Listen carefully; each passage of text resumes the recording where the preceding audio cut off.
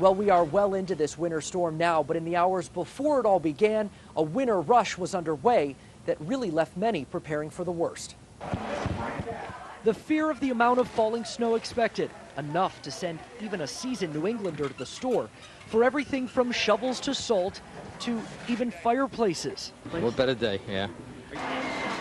Seekonk Home Depot virtually selling out of pretty much anything snow-related, including snowblowers. In fact, all of these and about 200 others had all been claimed by early Saturday morning. A lot of reaction based on how much are we going to get, and that's how people react. If it's a couple of inches, we just sell salt and shovels, but when it comes down to when they start announcing 12 to 16, the snowblowers start going.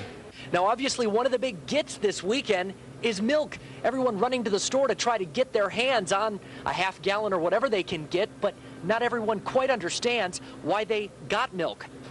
Because of 1978, that's probably what it was. Blizzard of 78. I was stuck for 8 hours in the car. The milk and bread aisles thinning out fast, just like the gates at Green.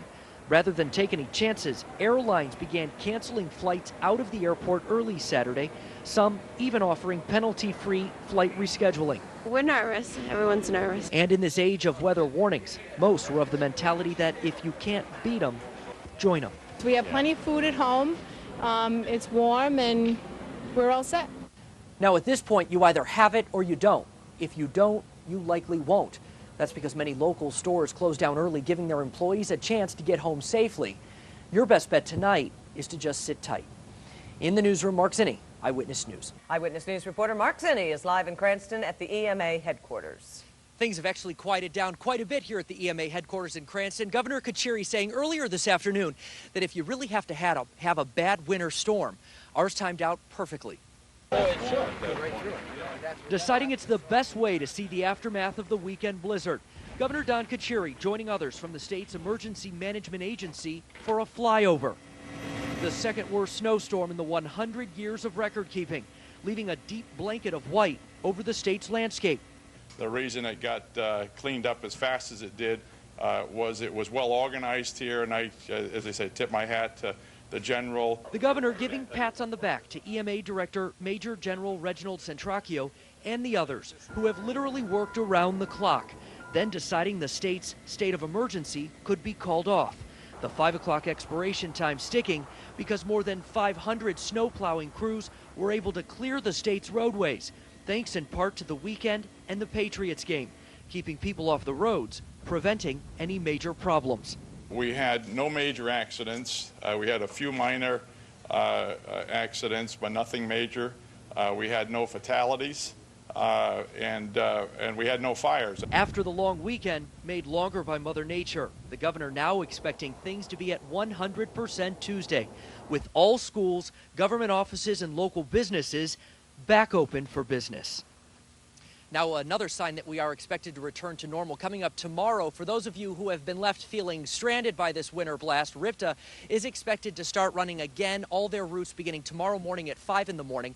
Now, Governor Kachiri said earlier this afternoon that preparation was really key for preventing any major problems here in the Ocean State. We'll take a closer look at that coming up new at 6. Live at the West Bay Mobile Newsroom, Mark Zinni, Eyewitness News. Eyewitness News reporter Mark Zinni is live with the West Bay Mobile Newsroom. The Emergency Operations Center located here inside the EMA headquarters in Cranston will actually stay open for just one more night as a precaution in case there are any other possible problems still lurking out there following this storm. But the governor, he says he feels pretty secure with everything, which is why he did let the state's state of emergency expire at 5 o'clock. The second biggest winter storm in the state, dumping not inches, but feet of snow. Governor Kachiri saying his view from above today showing the accomplishments of the more than 500 plow and sanding crews. Just kind of open it up so people could get out to them.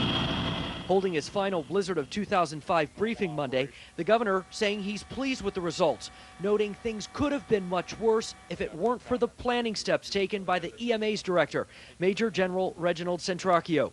I don't find a whole lot to complain about. Actually, I think everybody did their job, did it extraordinarily well. A long weekend for most, but mostly an uneventful one.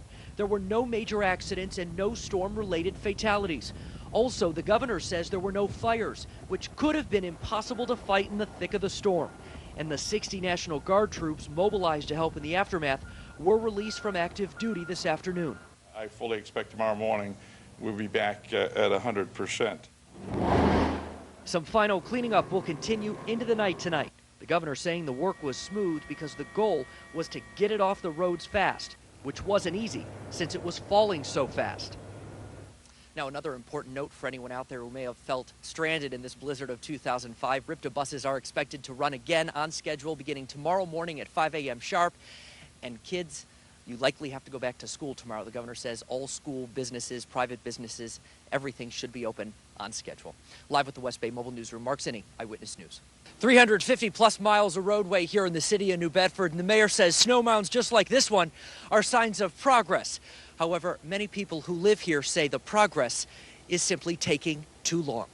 The city's Durfee Street Fire Station answering a call Monday night for a woman in labor, only to be stopped on their way by a stuck car, freed from the snow only with their help.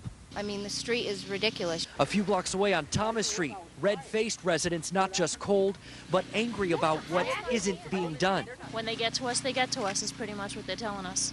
Now, for obvious reasons, some crews have been around to actually clear the way so that in the event of an emergency, fire trucks could actually get to some fire hydrants. But the concern now is, will they be able to get down some of the side streets where trucks and cars are littered about after being stuck in the storm, many of them now still buried.